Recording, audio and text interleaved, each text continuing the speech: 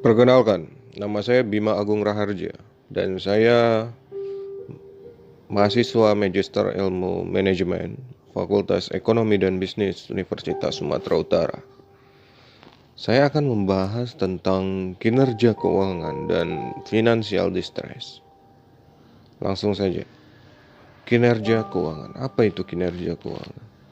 Kalau dikutip oleh Prastowo, yang dikutip oleh Putri Hidayatul Fajrin, menyebutkan kalau unsur dari kinerja keuangan perusahaan adalah unsur yang berkaitan secara langsung dengan pengukuran kinerja perusahaan yang disajikan pada laporan laba rugi. Nah, sedangkan kalau menurut Hidayatin yang dikutip oleh Airlangga, di mana perusahaan yang sehat itu nantinya akan dapat memberikan laba bagi para pemilik modal. Perusahaan yang sehat juga dapat membayar hutang dengan tepat waktu. Nah, selain itu, kinerja keuangan dari suatu perusahaan yang telah dicapai dalam 1 tahun atau suatu periode tertentu, itu adalah gambaran sehat atau tidaknya keadaan suatu perusahaan. Kinerja keuangan merupakan suatu usaha formal untuk mengevaluasi efisiensi dan efektivitas perusahaan dalam menghasilkan laba dan posisi kas tertentu. Dengan pengukuran kinerja keuangan, maka dapat dilihat prospek pertumbuhan dan perkembangan keuangan perusahaan. Perusahaan dikatakan berhasil apabila perusahaan telah mencapai suatu kinerja tertentu yang telah ditetapkan. Menurut Fahmi, pada tahun 2012, kinerja keuangan adalah gambaran tentang keberhasilan perusahaan berupa hasil yang telah dicapai berkat berbagai aktivitas yang telah dilakukan. Kinerja keuangan merupakan suatu analisis untuk menilai sejauh mana suatu perusahaan telah melaksanakan aktivitas sesuai aturan-aturan pelaksanaan keuangan. Selanjutnya saya akan membahas manfaat penilaian kinerja menurut Prayitno. Jadi penilaian kinerja menurut Prayitno itu dapat memberikan manfaat bagi perusahaan.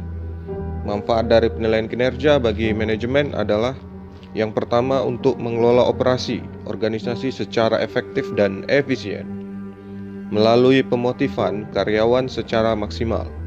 Nah, yang kedua, bisa membantu pengambilan keputusan yang berhubungan dengan karyawan seperti promosi, transfer, dan pemberhentian. Yang ketiga, mengidentifikasi kebutuhan pelatihan dan pengembangan karyawan, serta menyediakan kriteria promosi dan evaluasi program pelatihan karyawan. Yang keempat, menyediakan umpan balik bagi karyawan, bagaimana atas menilai kinerja karyawan. Dan yang kelima adalah menyediakan suatu dasar dengan distribusi penghargaan. Selanjutnya, sebenarnya apa tujuan penilaian kinerja? Nah, tujuan kinerja menurut Munawir adalah tujuan dari penilaian suatu perusahaan adalah untuk mengetahui tingkat likuiditas suatu perusahaan, yaitu kemampuan perusahaan untuk memenuhi kewajiban saat ditagih. Yang kedua itu untuk mengetahui tingkat leverage suatu perusahaan, yaitu kemampuan untuk memenuhi kewajiban keuangan bila perusahaan terkena likuidasi, baik jangka panjang atau jangka pendek. Yang ketiga, untuk mengetahui tingkat profitabilitas perusahaan, yaitu kemampuan perusahaan untuk memperoleh laba selama periode tertentu. Dan yang keempat adalah untuk mengetahui stabilitas usaha perusahaan, yaitu kemampuan untuk melakukan usahanya dengan stabil, yang diukur dengan pertimbangan kemampuan perusahaan membayar beban bunga atas hutangnya, termasuk kemampuan perusahaan membayar dividen secara teratur kepada pemegang saham tanpa mengalami hambatan. Selanjutnya, kinerja keuangan itu dapat diukur dengan menggunakan analisis rasio. Nah, analisis rasio dapat menyingkap hubungan sekaligus menjadi dasar perbandingan yang menunjukkan kondisi atau kecenderungan yang tidak dapat dideteksi bila hanya melihat komponen-komponen rasio itu sendiri. Menurut Dwi Prastowo, ada 5 teknik analisis yang dapat digunakan. Yang pertama itu ada likuiditas. yang mengukur kemampuan suatu perusahaan dalam memenuhi kewajiban jangka pendek. Yang kedua ada solvabilitas atau struktur modal, yang mengukur kemampuan suatu perusahaan dalam memenuhi kewajiban jangka panjang atau mengukur tingkat proteksi kreditor jangka panjang. Yang ketiga ada return on investment, yang mengukur tingkat kembalian investasi yang telah dilakukan oleh perusahaan. Yang keempat adalah pemanfaatan aktiva, yang mengukur efisiensi dan efektivitas pemanfaatan setiap aktiva yang dimiliki oleh perusahaan. Nah, yang kelima ada kinerja operasi, yang mengukur efisiensi operasi perusahaan. Dan yang keenam ada dalam penelitian ini yang digunakan adalah rasio likuiditas dan rasio profitabilitas. Rasio likuiditas itu adalah likuiditas rasio yang menunjukkan kemampuan perusahaan untuk memenuhi kewajiban finansial yang berjangka pendek tepat pada waktunya. Sementara rasio profitabilitas adalah rasio yang dapat mengukur kemampuan perusahaan memperoleh laba baik dalam hubungan dengan penjualan, aset, maupun modal sendiri. Selanjutnya, apa itu financial distress? Financial distress atau kesulitan keuangan adalah suatu kondisi keuangan perusahaan sedang dalam masalah, krisis, atau tidak sehat yang terjadi sebelum perusahaan mengalami kebangkrutan.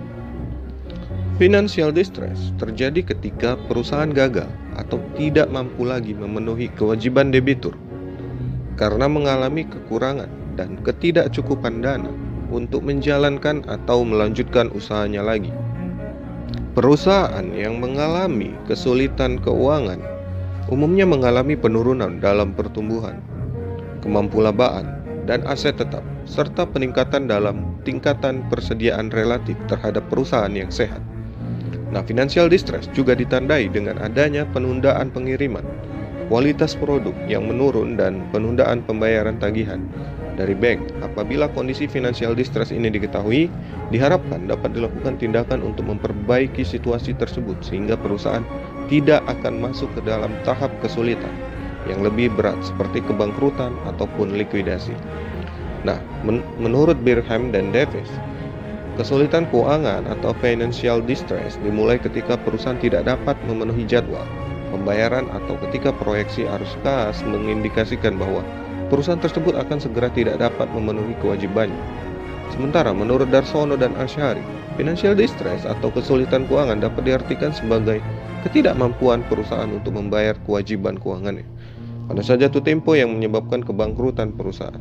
Sedangkan menurut Platt and Platt, financial distress adalah tahapan penurunan kondisi keuangan yang dialami oleh suatu perusahaan yang terjadi sebelum terjadinya kebangkrutan ataupun likuidasi.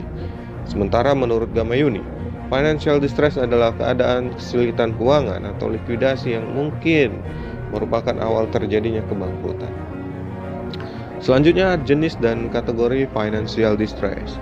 Menurut Gamayuni, terdapat 5 bentuk kesulitan keuangan atau financial distress, yaitu sebagai berikut. Yang pertama ada economic failure, yaitu suatu keadaan pendapatan perusahaan tidak dapat menutupi total biaya perusahaan, termasuk biaya modal. Yang kedua, ada business failure, suatu keadaan perusahaan menghentikan kegiatan operasional dengan tujuan mengurangi akibat kerugian bagi kreditor. Yang ketiga, technical insolvency, yaitu suatu keadaan perusahaan tidak mampu memenuhi kewajiban yang jatuh tempo. Dan yang keempat, ada insolvency in bankruptcy, yaitu suatu keadaan nilai buku dari total kewajiban melebihi nilai pasar aset perusahaan. Dan yang terakhir ada legal bankruptcy, yaitu suatu keadaan perusahaan dikatakan bangkrut secara hukum. Selanjutnya, menurut Fahmi, secara umum membagi financial distress atau kesulitan keuangan menjadi 4 kategori. Yang pertama ada financial distress kategori A, sangat tinggi dan benar-benar membahayakan. Kategori ini memungkinkan perusahaan dinyatakan untuk berada di posisi bangkrut atau failing. Pada kategori ini memungkinkan pihak perusahaan melaporkan ke pihak terkait seperti pengadilan bahwa perusahaan telah berada dalam kondisi bankruptcy. Nah, yang kedua ada financial distress kategori B, tinggi dan dianggap berbahaya. Pada posisi ini, perusahaan harus memiliki berbagai solusi yang realistis dalam menyelamatkan berbagai aset yang dimiliki, seperti sumber-sumber aset yang ingin dijual dan tidak dijual atau dipertahankan, termasuk memikirkan berbagai dampak jika dilaksanakan keputusan merger atau penggabungan dan akuisisi pengambil alihan. Nah, salah satu dampak nyata terlihat pada posisi ini adalah perusahaan mulai melakukan PHK. Yang ketiga, ada financial distress kategori C atau sedang dan dianggap masih bisa menyelamatkan diri. Pada kondisi ini, perusahaan sudah harus melakukan perombakan berbagai kebijakan dan konsep manajemen yang diterapkan selama ini, bahkan jika perlu melakukan perekrutan tenaga ahli baru yang dimiliki dengan kompetensi yang tinggi untuk ditempatkan di posisi yang strategis dan bertugas untuk mengendalikan dan menyelamatkan perusahaan. Nah, yang keempat ada financial distress kategori D atau rendah. Pada kategori ini, perusahaan itu dianggap hanya mengalami fluktuasi finansial temporer yang disebabkan oleh berbagai kondisi eksternal dan internal, termasuk akhirnya lahirnya dan dilaksanakannya keputusan yang kurang begitu tepat. Selanjutnya, saya akan membahas tentang sebenarnya apa yang menjadi penyebab financial distress. Yang pertama itu ada neoclassical model. Jadi, financial distress dan kebangkrutan terjadi jika alokasi sumber daya di dalam perusahaan itu tidak tepat. Manajemen yang kurang bisa mengalokasikan sumber daya aset yang ada di perusahaan untuk kegiatan operasional. Yang kedua itu ada financial model. Jadi, pencampuran aset benar tapi struktur keuangannya salah dengan liquidity constraints. Hal ini berarti bahwa walaupun perusahaan dapat bertahan hidup dalam jangka panjang, tetapi ia harus bangkrut juga dalam jangka pendek. Yang ketiga ada corporate governance model, di mana menurut model ini kebangkrutan mempunyai campuran aset dan struktur keuangan yang benar, tapi dikelola dengan buruk. Ketidakefisiensian ini mendorong perusahaan menjadi out of the market sebagai konsekuensi dari masalah dalam tata kelola perusahaan yang tak terpecahkan. Selanjutnya saya akan membahas tentang pengaruh financial distress terhadap kebangkrutan. Jadi Smith and Graves pada 2005 telah menjelaskan bahwa perusahaan yang mengalami dua siklus, menahan penurunan atau declining stemming dan siklus perbaikan atau kinerja atau recovery, kecenderungan tingkat kinerja keuangan, ukuran perusahaan, ketersediaan free asset merupakan faktor yang perlu dipertimbangkan untuk memprediksi apakah perusahaan mampu bertahan dalam kondisi keuangan yang sulit atau siklus declining stemming. Sedangkan penggunaan aset, pergantian CEO, dan pengurangan karyawan merupakan strategi yang mencerminkan upaya manajemen atau siklus recovery dalam mengatasi kesulitan keuangan, sehingga faktor tersebut dapat digunakan sebagai dasar pertimbangan dalam memprediksi recovery perusahaan. Saya akan menjelaskan kenapa mencegah financial distress itu malah dapat menyebabkan kebangkrutan. Platt and Platt pada tahun 2002 menyatakan kegunaan prediksi informasi kesulitan keuangan pada perusahaan adalah dapat mempercepat tindakan manajemen untuk mencegah masalah sebelum terjadinya kebangkrutan. Pihak manajemen dapat mengambil tindakan merger atau takeover. Maksudnya agar perusahaan mampu untuk membayar utang dan mengelola perusahaan dengan lebih baik, serta dapat memberikan tanda peringatan dini adanya kebangkrutan pada masa yang akan datang. Jadi menurut Scoop pada tahun 2003, bahwa pihak manajemen yang tanggap mendeteksi financial distress lebih awal kemudian bertindak aktif, menganalisis penyebab financial distress dan menetapkan strategi pemutaran yang tepat akan jauh lebih baik dapat mengendalikan kondisi tersebut. Selanjutnya saya akan beralih ke pembahasan jurnal, di mana jurnal ini itu judulnya adalah The Effect of Corporate Governance on Financial Performance and Financial Distress Evidence from Egypt. Dan nama jurnalnya adalah Emerald Group Publishing Limited. Oke, dan ini terbit pada tahun 2015 dan ditulis oleh Tamer Muhammad Syahwan. Nah, jadi penelitian ini bertujuan untuk menguji secara empiris kualitas praktik tata kelola perusahaan atau CIGI di perusahaan yang terdaftar di Mesir dan dampaknya terhadap kinerja perusahaan dan kesulitan keuangan dalam konteksnya dari pasar yang muncul seperti di Mesir. Selanjutnya, desain dan metodologi serta pendekatannya adalah untuk menilai tingkat praktik CIGI di perusahaan tertentu. Penelitian ini itu membangun indeks tata kelola perusahaan atau CGI yang terdiri dari 4 dimensi, di mana ada dimensi pengungkapan dan transparansi, komposisi dewan direksi, hak pemegang saham dan hubungan investor, dan kepemilikan dan struktur kontrol. Jadi berdasarkan sampel dari 86 perusahaan non-keuangan yang terdaftar di Mesir, Pertukaran efek Chigi terhadap kinerja dan kesulitan keuangan dinilai. Tobinski terbiasa menilai kinerja perusahaan pada saat yang sama. Altman Z-score digunakan sebagai kesulitan keuangan indikator karena mengukur kesulitan keuangan berbanding terbalik. Semakin besar Z-score ditambah semakin kecil resikonya kesulitan keuangan. Oke, selanjutnya subjek penelitian. Studi ini itu tentang dampak Chigi pada kinerja keuangan dan kesulitan keuangan di Mesir itu diambil sebagai sampel awal 150 perusahaan yang terdaftar di Bursa Mesir pada tahun 2008. Jadi tahun laporan tahunan itu dari situs web dari perusahaan yang dipilih adalah sumber utama data. Selanjutnya, subjek penelitian. Studi ini tuh tentang dampak Chigi pada kinerja keuangan dan kesulitan keuangan di Mesir. Kemudian perbedaan seperti itu dapat mempengaruhi keakuratan ukuran akuntansi. Oleh karena itu, 31 perusahaan keuangan, misalkan bank, perusahaan asuransi, dan perusahaan pialang dikeluarkan dari inisial. Dan ini membawa sampel ke 119 perusahaan non-keuangan. Selain itu, 33 perusahaan dikecualikan karena tidak tersedianya laporan keuangan mereka, serta nilai yang hilang. Dengan demikian, sampel akhir kami terdiri dari 86 perusahaan non-keuangan. Oke, hasil penelitiannya. Menggunakan sampel dari 86 perusahaan non-keuangan yang terdaftar di Bursa Mesir pada tahun 2008.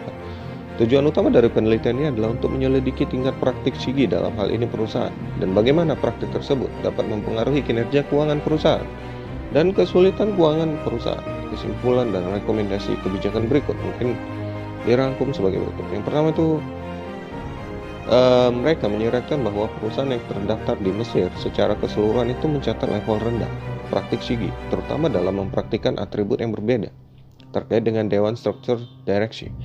Salah satu implikasi dari penelitian ini adalah pasar modal Mesir. Otoritas harus mempunyai semua perusahaan yang terdaftar di Mesir untuk berinvestasi dalam Chigi yang lebih komprehensif.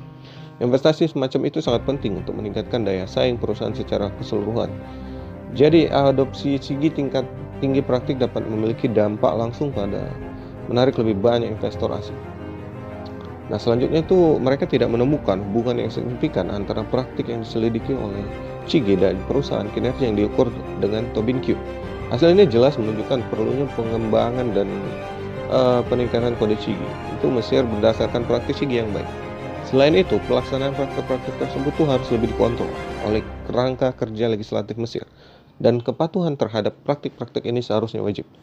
Selanjutnya ada konsentrasi kepemilikan institusional tampaknya itu tidak berhubungan dengan perusahaan kinerja, namun leverage sebagai proksi risiko keuangan ternyata positif terkait dengan kinerja perusahaan. Hasil ini menjelaskan sifat ibu kota structure perusahaan Mesir yang sangat bergantung pada pembiayaan utang untuk meningkatkan fungsi utang sebagai alat kontrol dalam ekonomi yang sedang tumbuh seperti di Mesir. Substansial upaya harus diarahkan untuk tidak hanya mengembangkan praktik-praktik Chigi, tetapi juga menyediakan perlindungan hukum tambahan untuk kepentingan kreditor. Diperlukan studi-studi selanjutnya menyelidiki dampak Chigi pada pilihan struktur modal perusahaan Mesir. Bahkan hubungan antara struktur utang dan kinerja keuangan berbeda karakter Chigi-nya dan harus terus dieksplorasi. Dan yang keempat, temuan ini mengukuhkan bahwa efek buruk pada kondisi keuangan perusahaan rasio book to market yang besar. Sebagai proksi risiko pasar perusahaan, ini menyeratkan bahwa upaya untuk menerapkan praktik yang baik di pemerintah pusat harus dikombinasikan dengan upaya tambahan untuk meningkatkan efisiensi relatif. Keseluruhan perusahaan Mesir mengembangkan kebijakan persaingan mereka, mengurangi pengaruh elit sosial dan memperkuat peraturan tentang investor dan perlindungan. Yang kelima, mereka menemukan bahwa di satu sisi hubungan negatif yang tidak signifikan antara praktik-praktik Chigi dan kemudian kesulitan keuangan. Di sisi lain, temuan mereka memberikan bukti bahwa karakteristik spesifik perusahaan seperti jenis kepemilikan dan likuiditas memiliki peran yang sangat penting dalam menentukan kemungkinan kesulitan keuangan. Nah, secara keseluruhan, temuan empiris dari penelitian ini itu memperluas pemahaman tentang Chigi praktik di Mesir dan dampaknya terhadap kinerja perusahaan dan kesulitan keuangan. Namun hasilnya itu tidak konklusif karena berbagai kekurangan terkait dengan ukuran sampel dan periode analisis. Oleh karena itu, untuk memvalidasi hasil ukuran sampel perlu diperluas. Nah, bagi penelitian di masa depan, itu didorong untuk menguji hubungan antara praktik Chigi dan kinerja keuangan menggunakan analisis data panel. Di luar meneliti dampak internal, mekanisme tata kelola pada kinerja perusahaan dan kesulitan keuangan. Studi di masa depan itu sangat disarankan ya untuk menyelidiki dampak efektivitas dewan. Satu lagi yang berbuah perpanjangan dari penelitian ini adalah untuk menyelidiki hubungan antara Chigi dan perusahaan kinerja modal intelektual. Baik, terima kasih. Itu saja dari saya dan semoga bermanfaat.